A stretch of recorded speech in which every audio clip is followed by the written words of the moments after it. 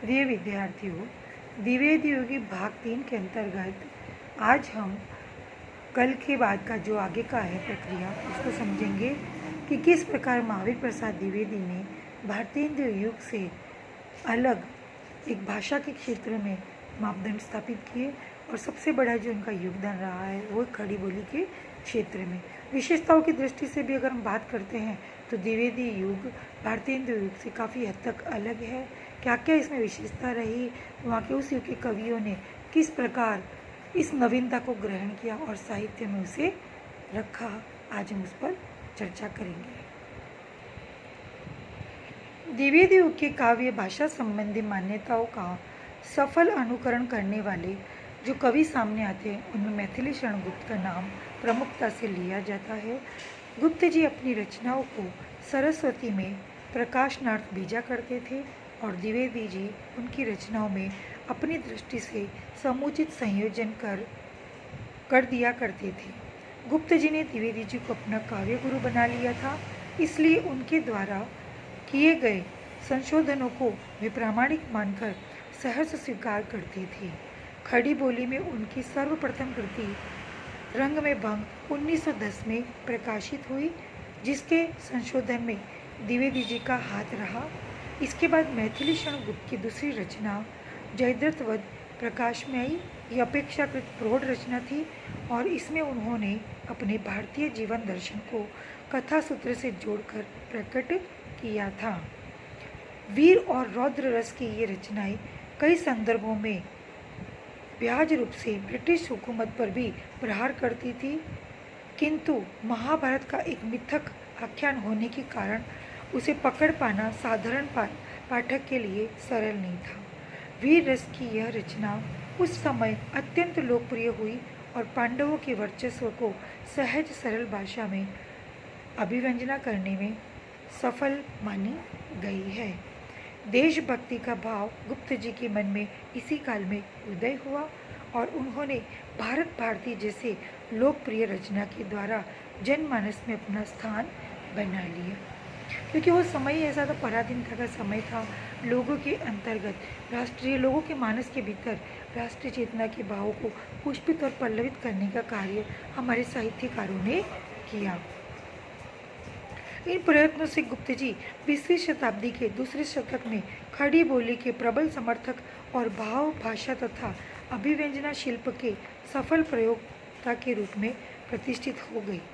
पंचवटी, यशोधरा और साकेत जैसी रचनाएं उनको महाकाव्य तथा खंड काव्य लेखक कवियों में तीसरे शतक में मूर्धन्य स्थान पर पहुंचा देती है।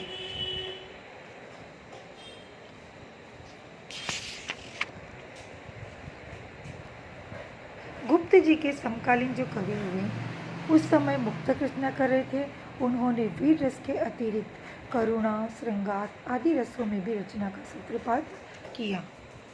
लोचन प्रसाद पांडे मैथिली शरण गुप्त के बाद जो प्रबल कवि के रूप में आते हैं उनका नाम है लोचन प्रसाद पांडे। लोचन प्रसाद पांडे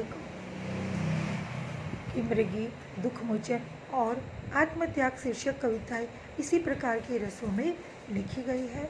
रामचरित उपाध्याय ने द्विवेदी युग में छोटे बड़े कई काव्य लिखे, जिनमें रामचरित चिंतामणि प्रमुख है। महाकाव्य के लक्षणों की दृष्टि से यह रचना महाकाव्य की कोटि में स्थान पाती है। इसके अनेक स्थल बहुत मार्मिक तथा रमणीय है। लाला भगवान दीन ने वीर पंचरत्न, वीर क्षत्राणी और वीर बालक शीर्षक से वीर रस की रचनाएं प्रस्तुत की। काव्य गुण की दृष्टि से यद्यपि उनका विशेष महत्व नहीं है, किंतु उन्होंने खड़ी बोली में उर्दू शब्दों का प्रयोग करके भाषा का सीमा विस्तार किया।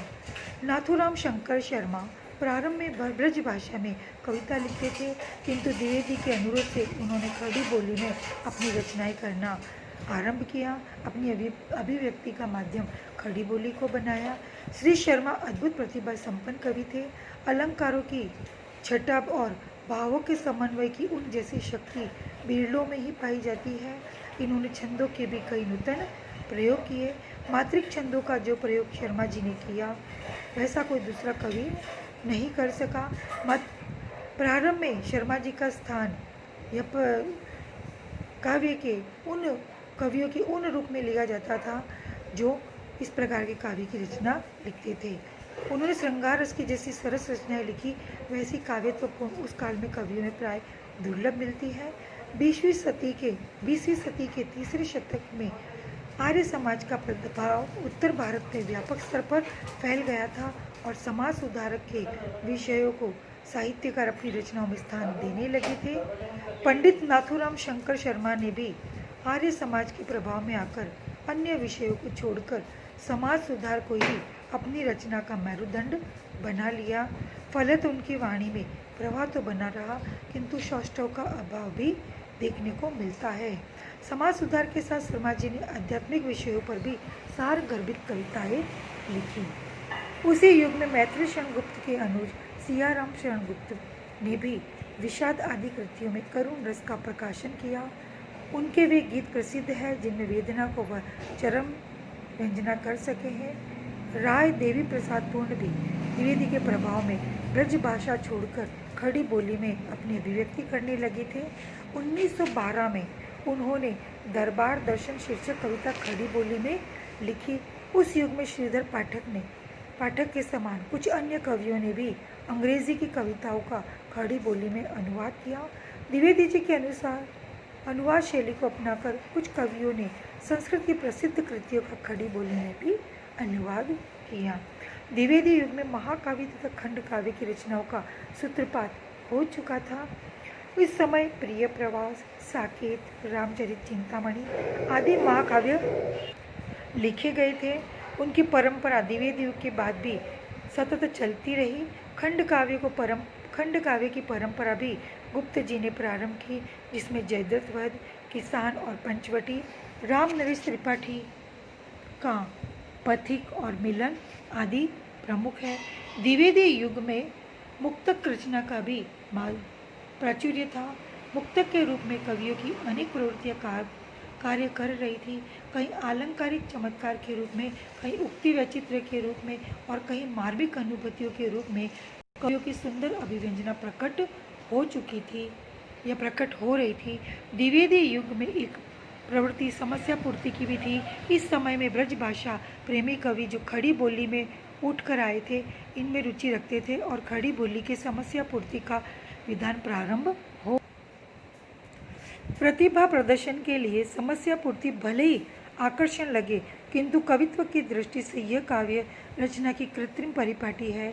उस युग में कुछ कवियों ने समाज सुधारक की दृष्टि से उपदेशात्मक कविताएं भी लिखी। उसमें उपदेश के लिए अन्योक्ति पद्धति तो श्रेष्ठ है, किंतु समाज सुधारक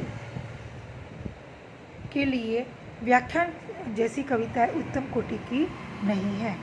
कुछ कवि द्विवेदी युग के दूसरे और तीसरे शतक में ब्रज भाषा की पूर्ण रूप से छोड़ नहीं सके थे, जिनमें वियोगी हरि का नाम प्रमुख है।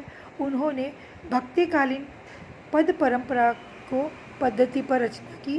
द्विवेदी युग में कुछ सुंदर गीत भी लिखे गए, जिन्हें खड़ी बोली के प्रारंभ के गीत कह सकते हैं। द्विवेदी युग में अतुकांत रचनाओं की प्रयोग बहुतायत से मिलता है। वाणिक छंदों के लिए तो यह प्रयोग संस्कृत परंपरा के साथ मेल खाता ही है। हिंदी में भी आचार्य द्विवेदी, हरियोध तथा परवर्ती कई कवियों ने अतुकांत कविता का प्रवाह सरस्वती के प्रकाशन से प्रारंभ किया। सरस्वती के साथ इंदु के प्रकाशन से भी अतुकांत कविताओं का प्रश्रय मिला और प्रसाद की भी कई कविताएं प्रकाशित हुई।